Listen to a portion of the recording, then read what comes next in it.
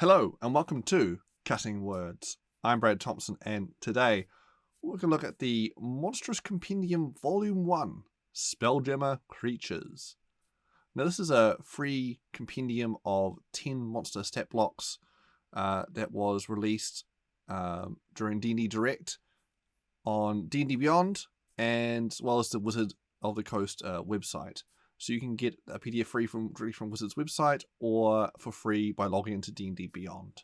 So we'll go up on D&D Beyond here right now and we'll have a look to see what 10 creatures we're getting. Okay. So, scroll down. Some beautiful artwork here. Really liking this Eldritch Lich fellow. Alright. So here's our 10 creatures. Asteroid Spider, Clockwork Horror, Eldritch Lich, Fractine, Getabout, Goon Balloon, Nightmare Beast, Puppeteer Parasite, Star Lancer, and Igrazi. Alright. Oh, first one here, Asteroid Spider. So, an Asteroid Spider. Oh, look at that artwork there. It's a big old spider, alright. So, an Asteroid Spider is a menace native to wild space and the astral sea. A full-grown specimen has a body of 30 feet in diameter and legs that are at least 30 feet long. When it wraps its legs tightly around its body and closes its eyes, the Asteroid Spider resembles nothing so much as a giant, lifeless rock in space, hence its name. An Asteroid Spider has its own gravity plane and air envelope, as well as multiple spinnerets with which it can create web strands. Its living body functions like a Spelljammer helm, allowing the spider to travel through wild space without a ship. It often haunts asteroid belts, lurking among normal asteroids until Spelljammer ship comes close enough to be detected. The spider ensnares the ship before using the web strands to catch crew members and reel them towards its snapping jaws. Okay. So Asteroid Spider, Gargantuan, Monstrosity, typically neutral evil. So we've got the typically is standard now with alignments now. Class 17, 348 hit points, a lot of hit points. 60 foot fly hover, makes sense, it's in space. Okay. 120 foot blind sight, passive perception 21. Alright, it's going to spot everything. So got the false appearance. So yeah, it can pretend to be an asteroid. DC 18 intelligence investigation to discern. Pretty hard. Legendary resistances. Really? 3 per day. I'm not a big fan of legendary resistances unless it's absolutely needed. I guess it doesn't have many other immunities going on or anything like that. Alright. So yeah, it doesn't require air because it's in space. Space Spider. It's got 2 web strand attacks. Uses reel and makes 2 bite attacks. That's a lot of things it's doing on its turn. So bite. Plus 13 to hit. Reach 10 foot. Oh yeah, so got 21 piercing or 10 acid. Okay. Web strands. Reach 120 feet. That's a lot of reach. Target's grappled. This is a hit into grappled. And can be attacked to destroy the web strand. Got some stats there. Vulnerable to fire, makes sense. Can grapple up to 6 creatures this way. And then it calls to reel them in, so up to 60 feet. Whoa! Pull people off the ship. And bonus action to Spider, we use a magical web around a Spelljammer ship. It can see within 120 feet of itself. The web lasts for 1 minute and suppresses the magic of any Spelljammer helm aboard the ship. So you can turn ships off, trapping you there. Okay. Decks and other surfaces of the ship that aren't enclosed become difficult terrain until the effects ends. The web is impervious to damage, but is destroyed by successful casting of Dispel Magic at DC 18. Okay. So it's definitely it's like a giant, like a dragon turtle kind of Rupa, kind of hides and reels people in. But also it's big enough that you can basically, it's like an island almost. You know, well, it's an asteroid. Okay, and it's a spider. Sure. I can see some interesting story hooks there. Stuck on a spider asteroid. Alright. What's next? Clockwork Horror. Let's see, look at this guy here. Little robot spider thing. Okay. Clockwork Horror. Clockwork Horrors are ruthless insectile automatons, eldritch machines encased in adamantine or some other precious metal. They roam wild space in commandeered Spelljammer ships, gathering the precious metals and crystals they need to build more of their kind. Clockwork Horrors have no goal beyond replication and will stop at nothing to create new Clockwork Horrors. The time it takes a Clockwork Horror to build another of its kind, assuming it has requisite materials, is approximately 10 days. The body of a Clockwork Horror is about 2 feet in diameter, but the legs give it an overall diameter of 4 feet. Embedded in the front of its head is a crystal that enables the Clockwork Horror to see. Clockwork Horrors communicate with each other by means of clicks, whirs, and similar mechanical sounds that imitate the Fractine language perfectly, leading some to speculate the first Clockwork Horror was the brainchild of a Fractine artificer. A horror can also emit light from its crystal eye, issuing dot and dash messages to other creatures that can see the light. Creatures besides Clockwork Horrors can learn this blinking light code, which is called Zik Light. Alright. When another creature gets in its way, a Clockwork Horror attacks that creature with its razor-sharp mandibles and 2 tiny rotating saws, mounted at the tips of its forelimbs. A horror can also discharge bolts of lightning from a short lightning rod embedded in its body. When a Clockwork Horror dies, the magic that created it consumes it over a period of 1 minute. Its metallic body and crystal eye degrade rapidly until nothing is left but a small heap of glittering dust. I'm getting very Replicator vibes here from Stargate. I love those villains, little robots that keep making more robots, taking over everything, consuming, making more of themselves. Very much like Replicators. And the destroying itself feature at the end is, I guess, a nice function to have. Top players potentially replicating, making more of these themselves. Let's make our own replicators to counteract these other replicators. My god. Okay, so I'm class 18. So 68 points. Pretty tough, actually, because it's only CR2 creature. So pretty hard to hit little things. They're small. Okay, they're halfling sized. Okay. Immunity to a bunch of things. That's pretty good. Talking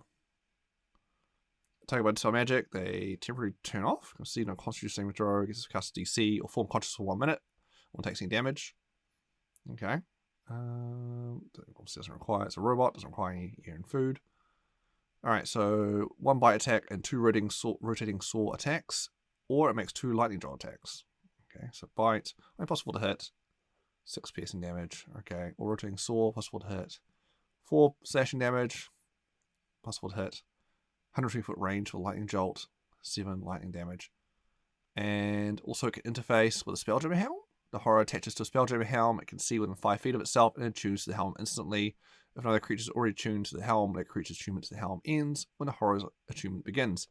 The horror can operate the helm even though it isn't a spellcaster. The horror can attach from the helm as a bonus action, which ends its attunement to the helm. Okay, so these things aren't particularly high damage output, but death by 1,000 cuts. I guess you'll swarm of these things. But they are class 18. They could be quite a pain to get rid of. Cool. But yeah, I love Replicators from Stargate, so I can definitely see a lot of cool potential just having swarms of these things being constant pains for the players. Yeah, very cool. Alright, the Eldritch Lich. I love this art. Look at this thing. Oh, so cool. Alright. All the tentacles. When you need more tentacles with your Lich, Eldritch Lich. Alright. From beyond the stars, a great old one whispers promises of reality-defying knowledge and world-bending power. When a wizard or a warlock hears that whisper and listens too intently, they might set foot on the twisting path toward becoming an Eldritch Lich. Like other Liches, Eldritch Liches are spellcasters who have cheated death, but an Eldritch Lich does so by allowing a great old one to implant a foul realm parasite in the Lich. The parasite bestows undeath upon the spellcaster and causes strange tentacles to sprout from the body. The parasite's mouth is visible on the Lich's torso, and the parasite guards the Lich against destruction, reviving the Lich a few days after death. Kenny foes can sabotage an Eldritch Lich's revival by slaying the Lich in a magic circle, thereby forcing the Lich to return in a distorted form, robbed of most of its power. An Eldritch Lich constantly hears bizarre whispers from the far realm, to which the Lich nods and mutters. Occasionally, the Lich uses its telepathy to share those whispers with the minds around it. Alright. So I'm class 17. 165 hit points. Which I think is a bit tougher than your average Lich, actually. Despite being lower challenge rating than the average Lich as well. Okay. Speech telepathy, 100 feet. Far around parasite. So inside the Lich's torso dwells a worm-like parasite that contains the Lich's soul. When the Lich dies, it implodes into the parasite. Very kind of cool visualization there. Which then vanishes into the far realm. In 2d4 days, the parasite causes the Lich to reappear within 1d4 miles of where it died. If the Lich died inside a magic circle cast to contain undead, the Lich instead reappears as a Utuluk, Little Lich's Memories, which is not nearly an impressive creature. Yeah, CR5. Oh dear. They're garbage disposal monsters. Legendary Resistance 4? That's a crazy amount of them. I find it like I'm possibly get through 3, let alone 4. Okay. I feel that's unnecessarily amount of them. So Lich doesn't need air, food, drink, or sleep. Makes sense. So actions. Lich makes one parasite tentacle attack or uses spellcasting. The Lich can also use Psychic Whisper twice. So it's got its tentacle here. Attack plus on a hit, reach 10 foot. One creature hit takes 25 piercing damage plus 25 necrotic damage. Oh, 50 damage. That's a big hit. Target must succeed on a DC 17 con save or be poisoned. The poisoned target can repeat the saving throw in each of its turns, ending the effect on itself in success. The third time the target fails to save, the target dies and dissolves into a gibbering mouther. The base Lich and uses the target's initiative. Oof. Rough. So be careful of the tentacle. There. It's going to take a while to get through unless I can see someone try back away and trigger a reaction attack and get into a gibbering mouther. Whoops. Watch out. Psychic Whisper. The Lich targets one creature it can see within 120 feet of itself. The target must succeed on a DC 17 Wisdom saving throw or take 25 psychic damage and be stunned. Oh, stun. Yuck. To the end of the Lich's next turn as incomprehensible whispers fill the target's mind. Oh, that's rough. And it gets to do twice. So it can produce stun 2 people. Oof. Okay. This is pretty boss right here. Yeah, it's also got spellcasting you can use. So it makes one parasite tentacle attack or uses spellcasting. So tentacle or spellcasting, then it also uses Psychic Whispers twice. Okay. So we've got some spells here. So Plane Shift, Dimension Door, Arcane Eye, Spell Magic, Hunger Hadar. That's right. Lightning Bolt. And then, yeah. Okay. Detect Magic, Mage Hand, Precipitation.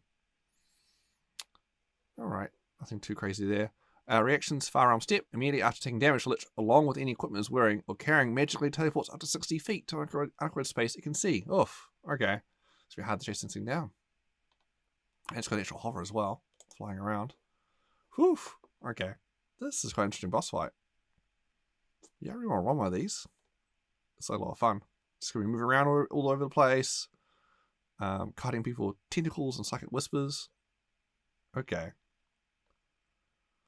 Unlike the regular Lich, actually, which has got higher CR, I feel like this has got a better chance of actually maybe even doing a solo boss fight as opposed to a regular Lich, which needs some minion support. But yeah, there's a lot more mobile. Cool. I like it. Oh, and also, if you need some ideas of what Great Old One gave it its power, you got a little table you can roll on. Some options there. Alright. Next we've got the Fractine, which is a mirror monster. So a floating mirror. Cool. Okay. So a Fractine is a bizarre two-dimensional creature that flies through wild space and the astral sea, folding and refolding like a piece of origami. When it encounters another creature, it flattens into a plane that resembles a trapezoidal mirror between 9 and 13 feet tall. Astral explorers who have encountered Fractines attest that the creatures are intelligent and often allow themselves to be used as scrying sensors, their reflective surfaces substituting for the mirror needed to cast certain divination spells. When being used in this way, the Fractine siphons magical energy from the Spellcaster, not enough to cause harm, but enough to make the caster take notice. A Fractine needs light and magical energy to survive. It can draw sustenance from a nearby light source, a spellcaster, magic item, or magical effect without causing harm to anyone or anything. A Fractine that doesn't consume light or magical energy for 10 days begins to flicker. A day later, it folds in on itself and self-destructs, leaving no trace of itself behind. The destruction of a Fractine is accompanied by a loud sound reminiscent of shattering glass. A Fractine attacks by falling on its targets, dealing damage as it passes through them. A Fractine can also imprison a creature inside a demi-plane contained within its two-dimensional form. The prisoner's distorted reflection visible in the Fractine's glassy surface. Bludgeoning, piercing, slashing, and thunder damage can cause a Fractine to break into two smaller Fractines, each one autonomous and capable of imprisoning creatures. When a Fractine dies, it folds in on itself and disappears, releasing any creature trapped inside of it. Cool. Mirror, mirror on the wall. So only 14 AC, 110 hit points, 60 foot hover. Large construct. Okay. Immune to a bunch of conditions. Blind sight 360 foot. My god. Seems so unnecessary. I guess if it's floating through space and needs to find people to get to. But man, that seems excessive. Alright. Someone can actually outsee the Twilight the Red Cleric. 360 foot. The Fractine has advantage on saving throws against spells and other magical effects. Scrying focus spellcaster can use the Fractine as a substitute focus when casting a scrying spell or similar magic, provided the spellcaster and the Fractine are within 5 feet of each other. Two-dimensionality, the Fractine can occupy another creature's space and vice versa. It can move through other creatures and objects as if they were difficult terrain, but it takes 5 force damage if it ends its turn inside an object. Okay. It's a weird creature. Melee spell attack, plus 5 to hit, reach 5 foot, so 24 force damage. Just boom, take that. You want to attack that over CR9, right? So imprison, bonus actions. The Fractine targets one creature of its size or smaller in its space. The target must succeed on a DC 16 Dex save or be imprisoned in a demi-plane. While the creature is imprisoned, a distorted image of it can be seen on the Fractine's two-dimensional surface. The demi-plane moves with the Fractine, has indestructible and opaque walls, and it has only as big as it needs to be to contain the target, which doesn't suffer from hunger or thirst while imprisoned. No other creatures can enter the demi-plane, and the Fractine can't be harmed from within the demi-plane. The Fractine can imprison only one creature at a time and can release that creature as a bonus action. If the Fractine is reduced to 0 hit points, any creature in the Fractine's demi-plane is released instantly. A released creature reappears in an unoccupied space as close to the Fractine or where it died as possible. A creature can leave the demi-plane on its own by using magic that enables planar travel, such as the plane shift spell. Cool. Reaction. Mirror damage. In response to being damaged by a creature it can see within 120 feet of itself, the Fractine forces that creature to make a DC 16 con save. On a failed save, the creature takes 24 force damage. As I still say, the creature takes half as much damage. And reaction split. When a large Fractine that has at least 10 hit points remaining takes bludgeoning, piercing, slashing, or thunder damage from any source, it splits into 2 medium Fractines. New Fractines occupy the space formerly occupied by the original Fractine, and each new Fractine has hit points equal to half the original's rounded down. If the original Fractine had a creature trapped in its demi-plane, the creature is released when the Fractine splits, reappearing in an upgrade space as close to the new Fractines as possible. Cool. Alright. Oh, that's a Fractine. Getabout, which is a plant creature, like a planty spacesuit. So Getabouts are gentle wind creatures that can be used as personal conveyances for short-distance travel across airless void of wild space. A Getabout wraps its branches around a humanoid creature, spreads its butterfly wings, and allows its wearer to fly through space in a continuously refreshed air envelope. The Getabout's leaves even provide a nourishing syrup that its wearer can consume in the absence of other food and water. One humanoid can survive on these leaves for up to 60 days. Gadabouts require sunlight and water to survive. A healthy specimen can live for 25 years, although its preferred mode of travel is flight. A gadabout can creep slowly along the ground as well. Owls are the humanoids to date who know how to grow gadabouts. Since gadabouts don't generate seeds, each one is a valuable commodity.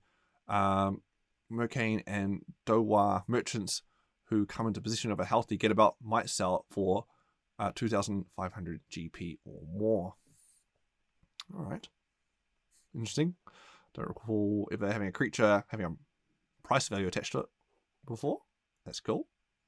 So gadabout is a medium plant, unaligned. 11 class, limited hit points. Gosh, if you rely on this for space travel, don't let the plant die. That's going to be awkward. Vulnerable to fire as well. Oof, super fragile. Really much stuff. Blind sight 10 foot. It's an envelope.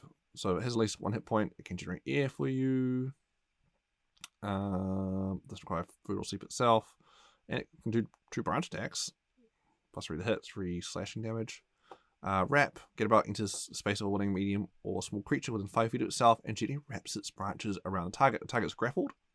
Escape DC is 0. Any attempt by the target to escape the grapple causes the gadabout to use its reaction to move into the nearest unoccupied space.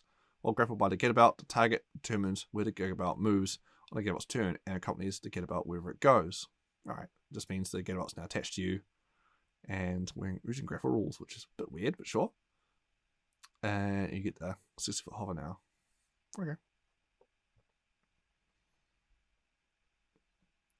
The Goon Balloon. Interesting. There he is there. Yep, that's definitely what I guess you'd expect a Goon balloon to look like. It's a balloon monster. A Goon balloon looks like a 5-foot diameter beach ball with clawed feet, unblinking eyes on the outer surface of its spherical air sac, enable the creature to see in all directions at once. These eyes can produce kaleidoscopic light that tears at the minds of the Goon balloon's foes. A Goon balloon speaks by pumping air through a hidden orifice on its underside. When the Goon balloon dies, the air in its sac transforms into a noxious gas that bursts from the corpse, potentially poisoning other creatures nearby. Although they can seem playful and harmless, Goon balloons are quite mean-spirited, and they like to observe the suffering of other creatures and orchestrate that suffering, giving half a chance. Okay. Weird creatures. Goon balloons. So it's a medium aberration, typically chaotic evil. Cost 10, hit point 6. Alright, 20-foot movement, a little climb speed there. So this is challenge rating 1/8. Vulnerability to piercing damage. Okay. It was nice seeing creatures have vulnerability now and then. Because it doesn't come up often enough, I feel. But yeah, that makes sense for a balloon. Pop that. So burst, the Goon balloon bursts when it drops to 0 hit points, releasing noxious gas, a 10-foot radius sphere centered on itself. Creatures in that area must succeed on a DC 12 con save or be poisoned for 1 minute. Poison creature can repeat the same during individual's turns. Doesn't require air or food or anything. Makes 2 claw attacks, plus 2 to hit, 3 slashing damage. Good effort. Skin to the eye. Magical kaleidoscopic light emanates from one of the Goon balloon's eyes. As the Goon balloon targets one creature can see within 30 feet of itself, the target must make a DC 12 wisdom save or take 6 psychic damage on a failed save, or half as much on a successful one. Bonus actions: float. The Goon balloon moves up to 20 feet vertically in one direction without provoking opportunity attacks. If it ends this movement suspended in the air, it hovers in place and it can't be knocked prone while airborne. Okay, it's a balloon, alright. Sure. Nightmare Beast.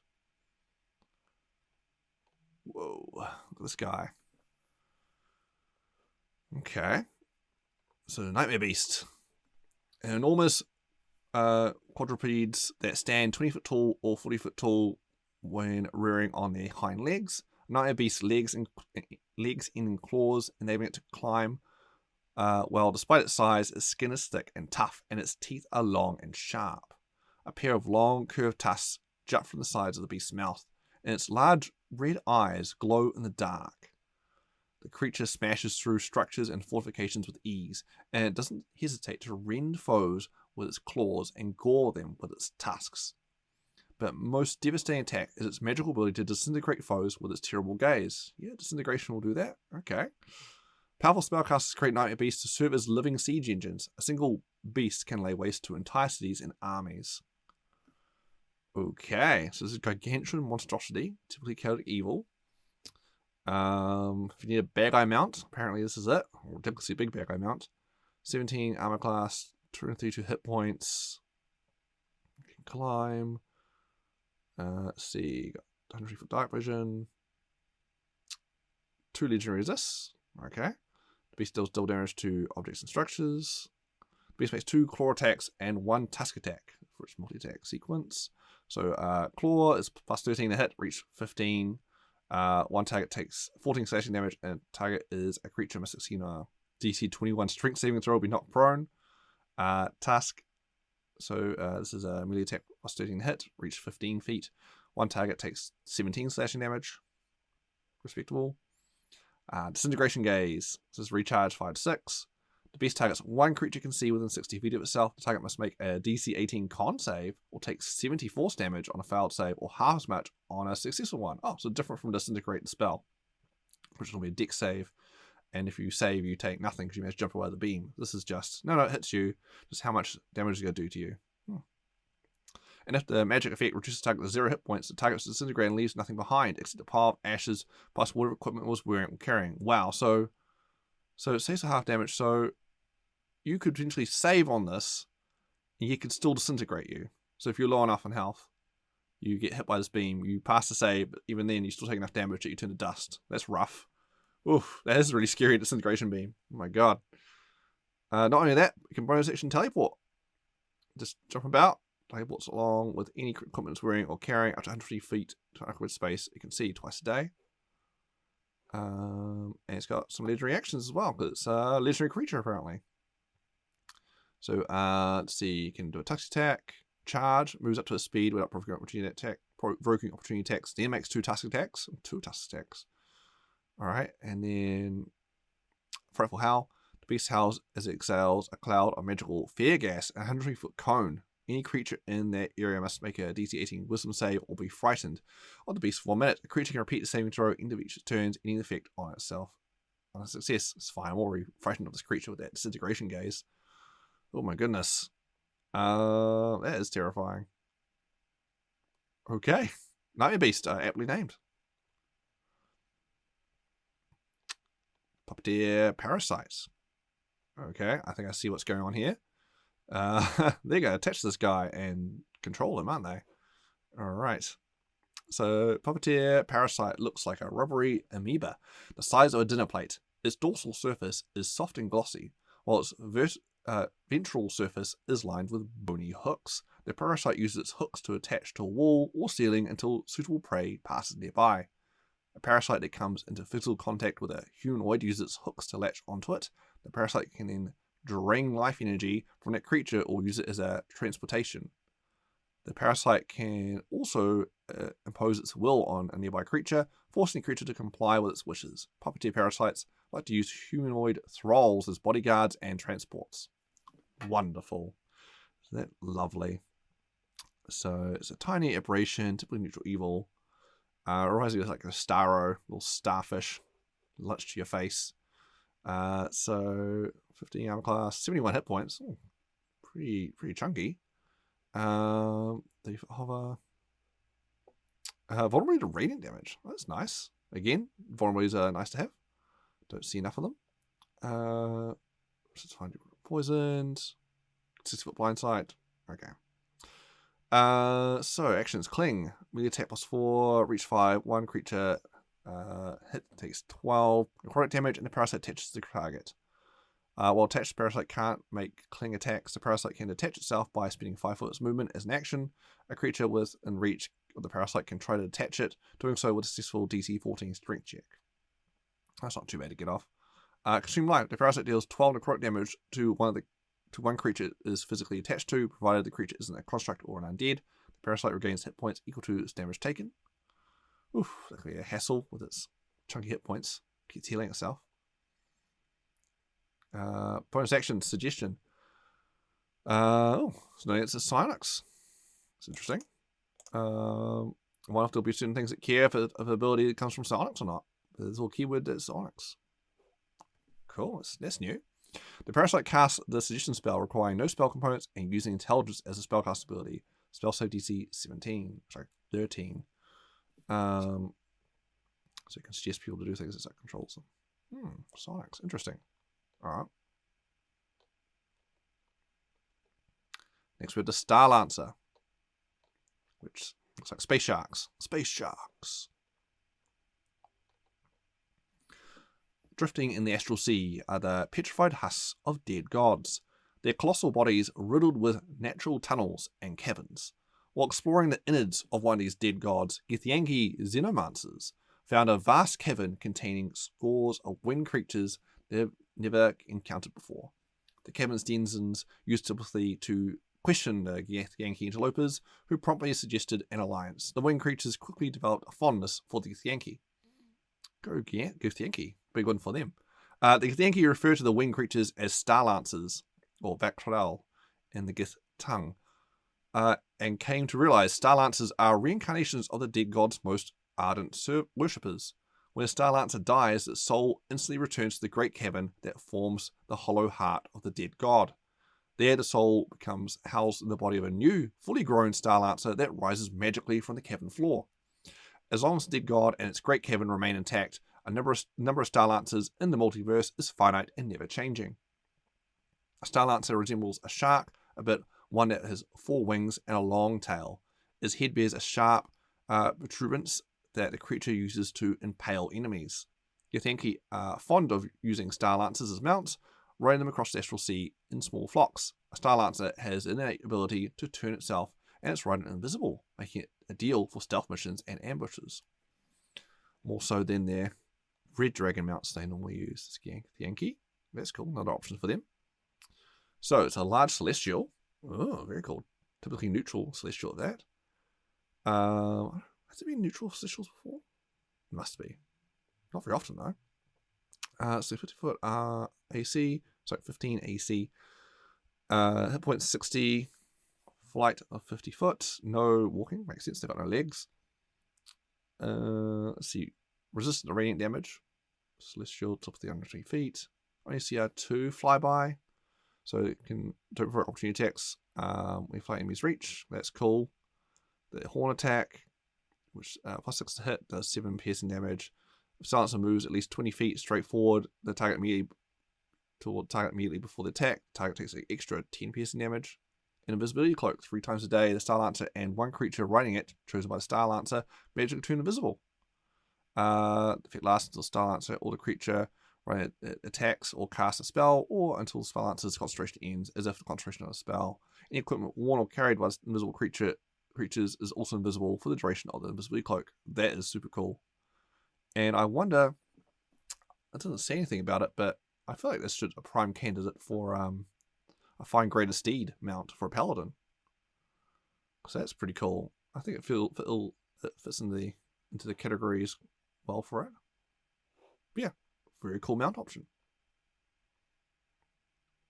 Alright, and finally, we have the Igrazi, which is a plant.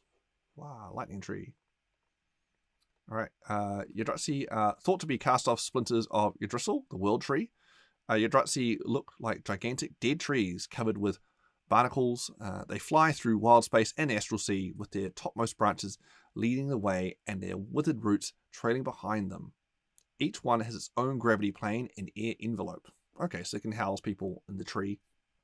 It is a gargantuan plant. Creatures sometimes try to hitch a ride on Igrazi to take advantage of the air envelope. A typical Igrazi specimen has cavities inside its trunk in which medium or smaller creatures can lurk. So actually, okay, Igrazi attacks any sentiments or Spelljammer ships they come across without provocation. By using a Speak with Plant spell or similar magic, someone might be able to convince Igrazi to break off its attack, but the monster's innate hatred of other living things is extremely difficult for it to suppress. Interesting. But it can fit things inside it, so when it attacks, other things could come out of it potentially. That's hollow trunk. The Igrazi sometimes make landfall and disguise themselves as ordinary trees, burying their roots in the ground to pull off the deception. They can uproot themselves at any time and use their roots to shamble awkwardly across the ground, but flying is their preferred mode of travel. Alright, so we've got Gargantuan Plant Unaligned. AC 15, 112 hit points. It can walk along the ground at 30 feet or fly, hover at 60 foot. Let's see, resistance to bludgeoning and piercing, makes sense, it's a tree. Immune to lightning, okay. Blinds at 120 feet, that's pretty good.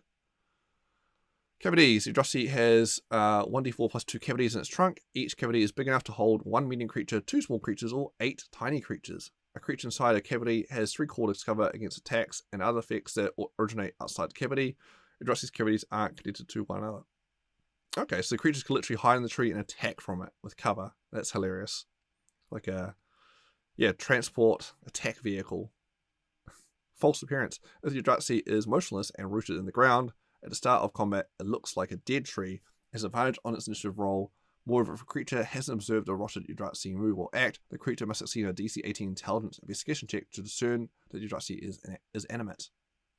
Lightning Conduit, if the Igrazi is subject to lightning damage, is unhurt, and the lightning damage is instead divided evenly among all creatures in its grappling. In addition, the Igrazi regains 1 use of lightning discharge. Okay. It doesn't require air or sleep. Action, so multi-attack, does 2 root attacks and uses lightning discharge if available. So root, mega attack, plus 8 to hit, reach 20 foot. 1 target hit takes 12 bludgeoning damage, and if the target is a creature, it is grappled. D15. The Igrazi has 4 roots, each of which can grapple 1 target.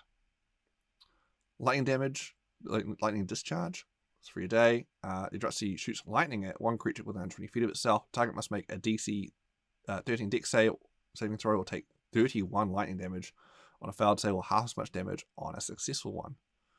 Wow, okay. Just imagining like space druids? What's that? It's a tree with a bunch of druids in it? Attacking us? What? That's kind of cool. Some cool options here. Nice mix of creatures. So that's it. That's the 10 creatures in Monstrous Compendium Volume 1 Spelljammer creatures. So this is Volume 1. Apparently they go to more releases like this. Not necessarily Spelljammer creatures. I'm sure there'll be other flavors of creatures bundles they'll release over time. So these are free releases they're doing on D&D Beyond and the Wizards website. All right. Well, that's the video. So I'm Brad Thompson, and this has been Cutting Words. If you like these videos, please consider subscribing to the channel. It really helps, and it means you get see these videos pop up on the channel all the time. All right, until next time, see ya.